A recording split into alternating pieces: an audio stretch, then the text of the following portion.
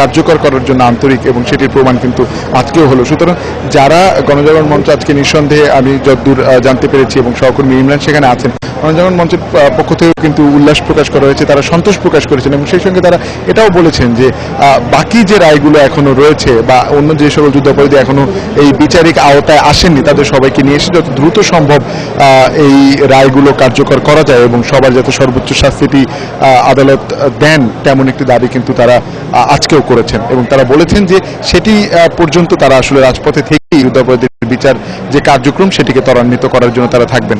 একটা বিষয় যে আমরা দেখি যে একদিকে যেমন বাংলাদেশে স্বাধীনতার পর থেকেই যারা যুদ্ধাপরাধী, মানবতা বিরোধী অপরাধী, তাদের বিচারের জন্য একটা আন্দোলন, একটা সংগ্রাম, বিশেষ করে জাহানারা ইমামের নেতৃত্বে যে ৭১-এর ঘাতক দালাল নির্মূল কমিটি যে গঠন করা হয়েছিল, এরকম একটা আন্দোলন, একটা প্ল্যাটফর্ম সবসময় হয়ে আসছে এবং চলছে। পাশাপাশি বিপরীত দিকে আরো আপনাকে একটু থামাবো, আমরা নিশ্চয়ই কারা ফটকটি খোলা হচ্ছে, সদস্য যারা তারাও তাদের প্রস্তুতি দেখে মনে হচ্ছে যে কিছুক্ষণের মধ্যে হয়তো বা অ্যাম্বুলেন্সটি, যে লাশবাহী অ্যাম্বুলেন্সের জন্য আসলে এতক্ষণ ধরে আমরা দর্শকদের জানাচ্ছিলাম যে কিছুক্ষণের মধ্যে হবে, সেটি নিশ্চয়ই বের হবে। আমরা নিশ্চয়ই দর্শকদেরকে চেষ্টা করছি আমরা দুজনই যে সরাসরি এই আজকের এই মাহেন্দ্র খন এবং এই ঐতিহাসিক মুহূর্তটির সাক্ষী করার জন্য, এবং আমি দেখতে পাচ্ছি নিশ্চয়ই আমরা সেটি সরাসরি দেখানোর চেষ্টা করবো। আমরা একটু দর্শকদের একটু এই কারা ফটকের সামনের যে প্রস্তুতি, সেই প্রস্তুতিটি একটু দেখাতে চেষ্টা করি, যেখানে কারারক্ষীরা প্রথমে একটি স্তর করে আছেন, তারপরে পুলিশের সদস্যরা রয়েছেন এবং বিভিন্ন গোয়েন্দা সংস্থার যারা সদস্য তারাও রয়েছেন এর ভেতরে। এবং যেটি আমি বারবারই বলছিলাম যে একটি পথ তৈরি করা হয়েছে, দুই দিকে পুলিশের কর্ডন সহ একটি পথ তৈরি করা হয়েছে যাতে ওই অ্যাম্বুলেন্সটি বের হয়ে যেতে পারে। পাশাপাশি গণমাধ্যম কর্মীরাও কিন্তু অপেক্ষায় আছেন যে আসলে এই লাশটি কখন বের হয়ে যাবে, লাশবাহী অ্যাম্বুলেন্সটি কখন বের হয়ে যাবে সেটি দেখানোর জন্য।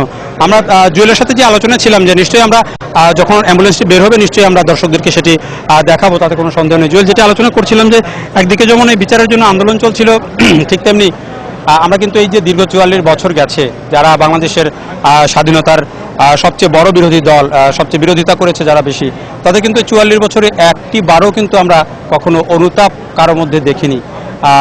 এটি যে তারা এটি তারা ওই সময় রাজনৈতিক সিদ্ধান্তেই কিন্তু তারা বাংলাদেশ স্বাধীনতার বিরোধিতা করেছিলেন এবং সেই অবস্থানে তারা এখনও স্বাধীন বাংলাদেশে থেকে এখনও সেই অবস্থানে আছেন। এই বিষয়টি আপনি আসলে কিভাবে, বিভিন্ন সময় নিশ্চয়ই অনেকের প্রতিক্রিয়া বিষয়ে শুনেছেন, আমাদেরকে যদি একটু বলেন। যারা আসলে যুদ্ধাপরাধীদের বিচার দাবি করে আসছেন, বিশেষ করে গণজাগরণ মঞ্চ কিন্তু বারবার বলছে যে যুদ্ধাপরাধীদের দল হিসেবে জামাতের বিচারটিও তারা দাবি করছেন, এবং যেহেতু জামাতের শীর্ষস্থানীয় নেতৃবৃন্দ এবং আজকে জামাতের আমিরের মৃত্যুদণ্ডটি কার্যকর হলো, এই সমস্ত প্রক্রিয়ার মধ্য থেকে আমরা কিন্তু একটিবারের জন্য দেখিনি যে দল হিসেবে জামাত ইসলামী তাদের ৭১-এর যে ভূমিকা, তার জন্য তারা যদি দুঃখ প্রকাশ করা কিংবা এর জন্য কোনো অনুশোচনা বা কোনো বিবৃতি তারা কখনোই দেননি এই সংক্রান্ত, বরঞ্চ তারা এ সকল মৃত্যুদণ্ডকে বিতর্কিত করার জন্য এবং যুদ্ধাপরাধীদের বিচারটিকে আসলে বিতর্কিত করার জন্য যে ধরনের প্রক্রিয়া নেওয়া দরকার, আমরা দেশীয় গণমাধ্যমে এবং বিদেশি গণমাধ্যমে বারবার এই রিপোর্টগুলো উঠে এসছে যে আন্তর্জাতিক লবিস্ট নিয়োগ থেকে শুরু করে যা কিছু করা দরকার, এবং যেহেতু এই দীর্ঘ ৪৫ বছরের রাজনৈতিক পরিক্রমায় তারা বারবার ক্ষমতার অংশীদারি হয়েছেন এবং তারা তাদের অর্থনৈতিক কার্যক্রমকে আসলে এমন শক্তিশালী করেছেন যে বিপুল একটি সম্পদের মালিক কিন্তু হয়েছেন এই যুদ্ধাপরাধীর যে দলটি রয়েছে তাদের নেতৃবৃন্দ এবং দল হিসেবে জামায়াত ইসলামী নিজেও। তো সেই অর্থটিকে ব্যবহার করে কিন্তু তারা চেষ্টা করেছেন যে এই বিচারটিকে বানচাল করার জন্য এবং সেই সঙ্গে এই বিচারটিকে বিতর্কিত করার জন্য। সুতরাং তাদের এই প্রক্রিয়ার মধ্য থেকে আমার মনে হয়েছে যে রাজনৈতিক দল হিসেবে কিংবা তাদের কৌশলগত কারণে তারা কখনোই এটি বলেননি যে তারা ৭১-এ যেটি করেছেন সেটি ভুল করেছেন বা এর জন্য তারা ক্ষমা প্রার্থী।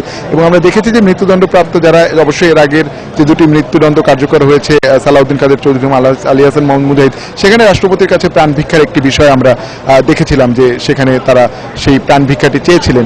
কারা কর্তৃপক্ষ এবং সরকারের পক্ষ থেকে বলা হয়েছিল যে তারা নিশ্চয়ই তাদের কাছে ডকুমেন্ট না থাকলে তো তারা এটি বলবেন না যে তারা প্রাণ ভিক্ষা চেয়েছেন। সেই ওই একটি উদাহরণ ছাড়া অন্য কোথাও কিন্তু আমরা দেখিনি যে তারা এই বিষয়ে কোনো ধরনের অনুশোচনা করেছেন।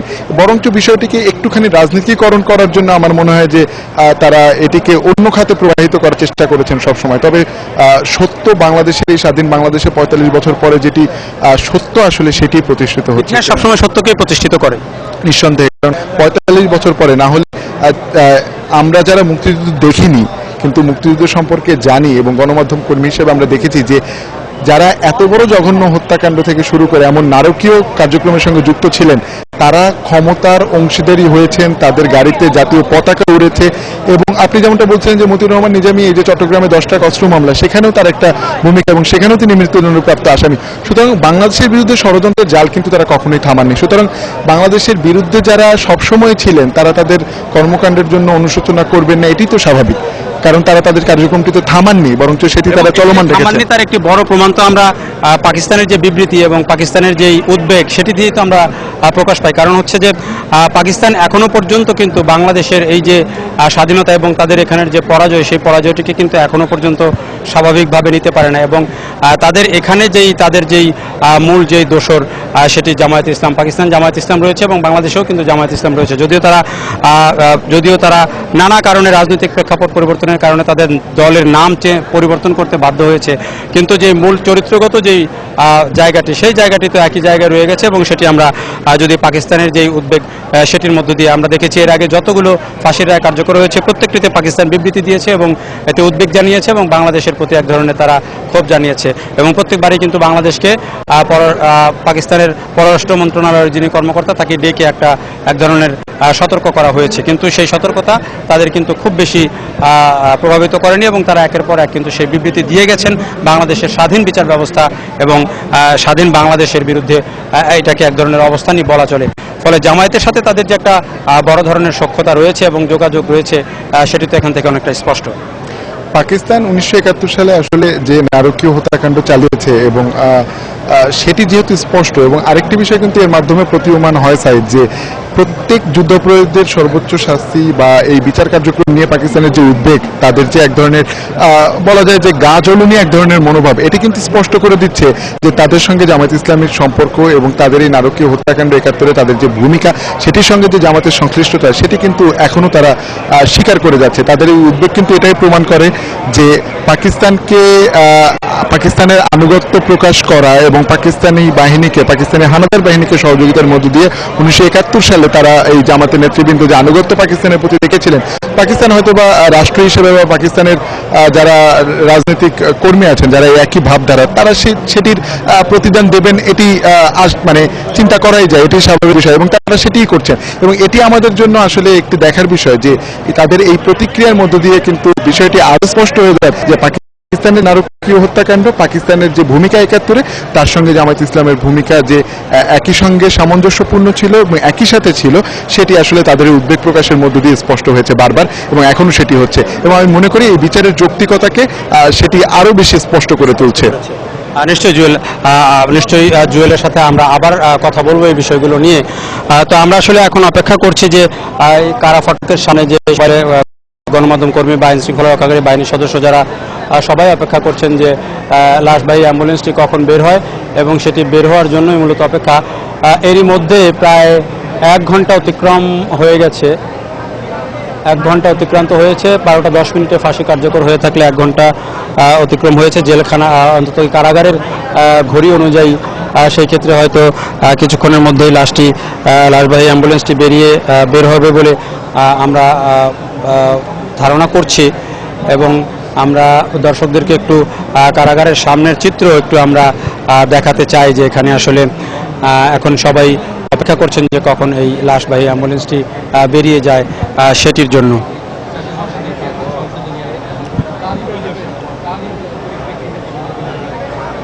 দর্শক, আপনারা দেখছেন যে কারাগারের সামনের যে চিত্র একটু দেখতে পাচ্ছেন।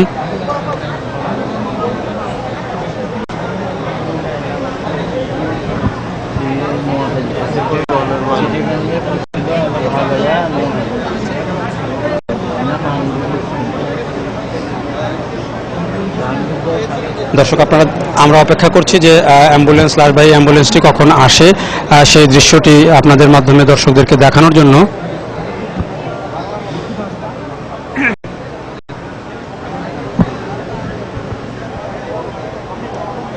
আমরা বলছিলাম যে একটি দীর্ঘ বিচারিক প্রক্রিয়ার মধ্য দিয়ে 71-এর মানবতা বিরোধী অপরাধী আলবদর কমান্ডার মতিউর রহমান নিজামীর, যিনি 71-এ ছিলেন মৈত্য রাজাকার, পরবর্তীকালে মাওলানা মতিউর রহমান নিজামী হিসাবে পরিচিতি পান এবং যিনি জামায়াতের সবশেষ আমির, তার মৃত্যুদণ্ড কার্যকর হয়েছে এবং সেই লাশটি বেরিয়ে যাবে সেই অপেক্ষায় আসলে সবাই এখন আছেন। আমরাও সেই দৃশ্যটি দর্শকদের দেখাতে চাই।